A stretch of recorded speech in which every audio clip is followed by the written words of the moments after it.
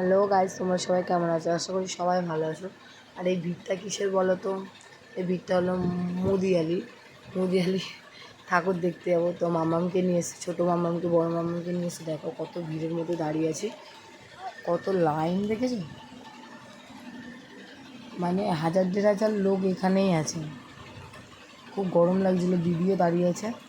আর দেখো একটু একটু একটু একটু করে যাচ্ছে, আর অর্ধেক রাস্তা ভাবছি যে এই সাইড দিয়ে বেরিয়েছে আর দেখবো না।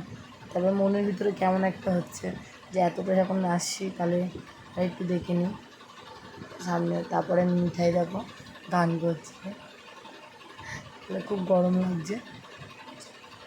দেখো কতটা ভিড়। মুদিয়ালি তোমরা এই ভিড়ের মধ্যে ঠাকুর দেখতে চলে এসেছি, তাও মুদিয়ালিতে। মুদিয়ালি ঠাকুর না দেখলে আমার কেমন একটা লাগে।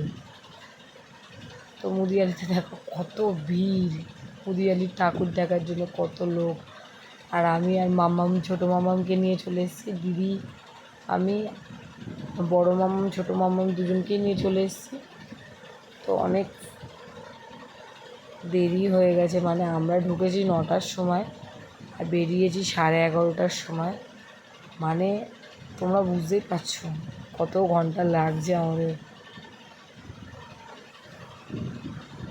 প্রায় 9টা থেকে 11:30 লেগেছে মুদিয়ালির প্যান্ডেলটা দেখতে, আমাদের টাইম লেগেছে।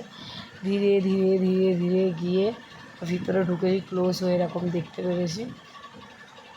তো এখানে ইটের কটা অংশ দেওয়া ছিল পাট করে। আর এগুলো দেখো ঘুরছে কত সুন্দরভাবে, পদ্ম ফুলের ওপরে ঝাড়বাতিটা করেছে, অপূর্ব সুন্দর লাগছে। আর এখানে দেখো ছোট্ট ছোট্ট হাঁড়ি সব রেখেছে, হাঁড়ি, তারপরে অনেক কিছু মাটির সরা এগুলো রেখেছে। আর পদ্ম ফুল দিয়েছে দেখো, মাটির হাঁড়ির পরে ওইখানটা পদ্ম ফুল দেওয়া আছে। আর ওপরটা আমার সবথেকে বেশি ভালো লাগলো। তারপরে চলে গেলাম মায়ের মূর্তিটা দেখতে এত সুন্দর লাগছিল আমার, পার্সোনালি অনেক সুন্দর লাগছিল, অনেক সুন্দর। প্যান্ডেলটার মাহাত্ম্যই হলো মা, প্রতিমাটা না দেখলে তো একদম মনটা খারাপ লাগে। আমি প্যান্ডেলে বেশিরভাগ ঠাকুরই দেখতে যাই। সবার ঠাকুর দেখতে, অনেকজন প্যান্ডেল দেখে, দূর দিয়ে প্যান্ডেল দেখে চলে যায়। আর আমি বেশি ঠাকুর। তো আমাদের মায়েরও দর্শন হয়ে গেল করা। তো এবার আমরা বাড়ির দিকে রওনা দেব। আর তোমাদের ভিডিওটা ভালো লাগলে লাইক অ্যান্ড শেয়ার আর ফলো।